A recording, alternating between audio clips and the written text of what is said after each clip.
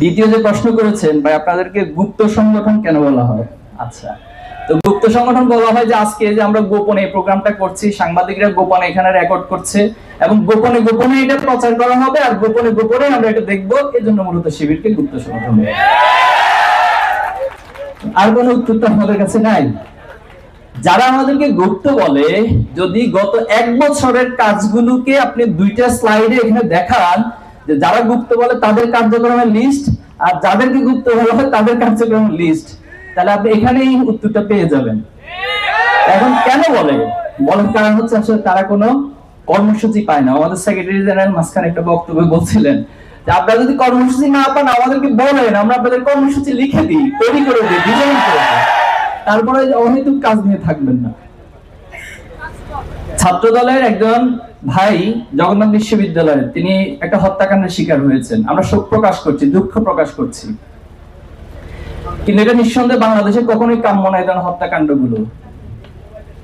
কিন্তু দেখুন সেটার রিজনটা কি পাওয়া যাচ্ছে এখন যখন উদ্ঘাটন করা হচ্ছে, এটা প্রেম ঘটিত, নারী ঘটিত একটি বিষয়, অথচ এটা নিয়ে প্রত্যেকটা ক্যাম্পাসে ক্যাম্পাসে ওনারা মিছিল করেছেন এবং ওনাদের পক্ষ থেকে, ওনাদের হায়ার অথরিটি থেকে শুরুতে লেখা হয়েছে যে তাকে রক কেটে হত্যা করা হয়েছে। তার মানে ইন্ডিকেশনটা কোন দিকে দেয়া হচ্ছে?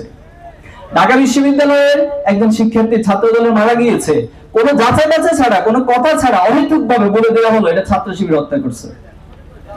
আর ছাত্র দলের কেন্দ্রীয় সভাপতি তো মিডিয়ার সামনে সরাসরি প্রকাশ্যে বলেছেন, যখন একটা প্রশ্ন করা হলো যে ভাই এটা কি বলবো, বলছে শিবিরের উপর দায় দিয়ে দাও। এই হলো বাংলাদেশের রাজনীতি। আমরা এই রাজনীতিগুলোর একেবারে পরিসমাপ্তি চাই। আমরা চাই যে প্রত্যেকেই তার নিজস্ব এজেন্ডা নিয়ে, নিজস্ব কার্যক্রম নিয়ে শিক্ষার্থীদের কাছে তুলে ধরুক। আমাদেরকে বলা হয় যে আপনারা ওয়েলফেয়ার পলিটিক্স কেন করেন? তো ওয়েলফেয়ারই তো রাজনীতির মূল কথা। আপনি পলিটিক্স তো করবেন হচ্ছে মানুষের কল্যাণের জন্য। আপনি ছাত্র রাজনীতি করবেন, ছাত্রদের কোনো কল্যাণ করবেন না, তাহলে এটা কিসের রাজনীতি? রাজনীতি কি শুধুমাত্র আমার পকেটে টাকা ভারী করার জন্য, চাঁদাবাজি করার জন্য, আমি টেন্ডারবাজি করবো এটার জন্য রাজনীতি? রাজনীতি মানেই তো হচ্ছে ছাত্রদের কল্যাণে আপনি কাজ করবেন। সেই কল্যাণের জন্য অর্থ প্রয়োজন। আপনি অর্থ রাষ্ট্রের যে সিস্টেম রয়েছে, প্রশাসনের যে সিস্টেম রয়েছে, সেটা ছাত্রদের কাছে তুলে দেন, যার হকদার তার কাছে তুলে দেন।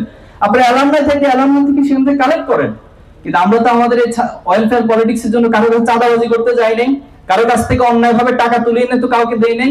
যারা আমাদেরকে আগ্রহ করে ছাত্রদের কল্যাণ করতে চায় আমাদের মাধ্যম দিয়ে, আমরা তো সেই কাজগুলো করে যাচ্ছি। এজন্য যারা আমাদেরকে গুপ্ত বলে, আমরা মুচকি হাসি ছাড়া আসলে কোনো উত্তর এটার জন্য নাই।